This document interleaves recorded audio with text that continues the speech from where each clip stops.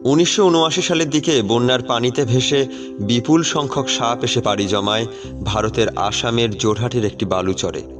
যখন বন্যার প্রকোপ অনেকটা কমে গেল, তখন যাদব পায়েং নামের 16 বছর বয়সী স্থানীয় এক কিশোর লক্ষ্য করে দেখল অসংখ্য সরীসৃপের নিথর দেহ এদিক ওদিক পড়ে আছে।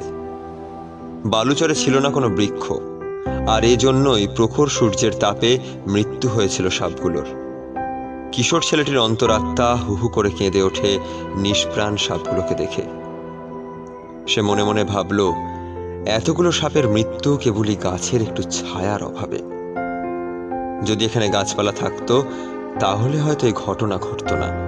পায়েং স্থানীয় বন বিভাগের কাছে বিষয়টি অবগত করে জানতে চায় সেখানে তারা গাছ লাগানোর কোনো পদক্ষেপ গ্রহণ করবে কিনা। বন বিভাগ বলে এই অনুর্বর মাটিতে কিছুই জন্মাবে না, এবং তারা উল্টে পায়েংকে সেখানে বাঁশ গাছ লাগিয়ে একবার চেষ্টা করে দেখতে বলে। পায়েং জানত না যে পরিবর্তনের পথে বাধার সীমা নেই। এরপর শুরু হয় পায়েংয়ের নিজস্ব ব্যবস্থায় ধুধু বালুচরে গাছ লাগানো। পায়েং জানায় এই কাজে সে না পেয়েছে কারোর সাহায্য, না পেয়েছে কারোর আগ্রহ। পায়েং তার জীবনে সেদিন একটি সকালই দেখতে চেয়েছিল, আর সেটা হচ্ছে বালুচরে সে গড়ে তুলবে বন্য প্রাণীর আশ্রয়স্থল, যেখানে প্রাণীরা সুন্দরভাবে জীবনযাপন করবে।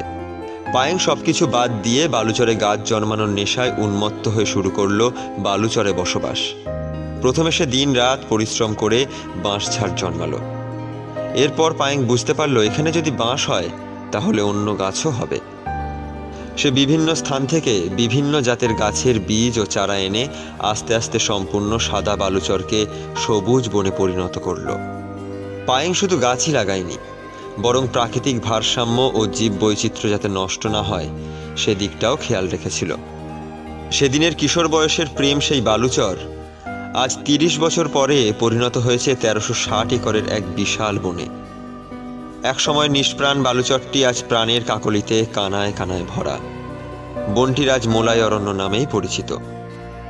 বর্তমানে এই বন অতিথি পাখি, শকুন, হরিণ, গন্ডার, বাঘ ও হাতিসহ বিপন্ন অনেক প্রাণীর নিরাপদ আশ্রয়স্থল। 2008 সালে পায়েংয়ের বন থেকে প্রায় 100 বন্য হাতি আশেপাশের গ্রামে তাণ্ডব চালালে আসাম বন বিভাগ থেকে এই বন কেটে ফেলার প্রস্তাব দেওয়া হয়। অথচ আসাম বন বিভাগ এর আগে জানতই না যে একজন ব্যক্তি 30 বছর ধরে একটি বালুচরকে বনাঞ্চলে রূপান্তর করেছে। পায়েং বলে এই বন তার পরিবার, আর বনের পশু পাখি তার সন্তান। যদি বন কাটতেই হয় তাহলে পায়েংকে হত্যা করে তার লাশের উপর দিয়ে এই কাজ করতে হবে। আশ্চর্যই দুনিয়া, আর আশ্চর্যের মানুষগুলো। এই পায়েং যদি আজ উন্নত কোনো দেশে জন্মাতো তাহলে তাকে নিয়ে কত লেখালেখি হতো, এবং কত দেশি বিদেশি পুরস্কারে তাকে ভূষিত করা হতো। তাকে বলা হতো বীর পুরুষ। আমাদের ভিডিওগুলো ভালো লাগলে আমাদের ফেসবুক পেজ মাত্রাহীন লাইক দিতে পারেন, এবং আমাদের ইউটিউব চ্যানেল মাত্রাহীন সাবস্ক্রাইব করতে পারেন।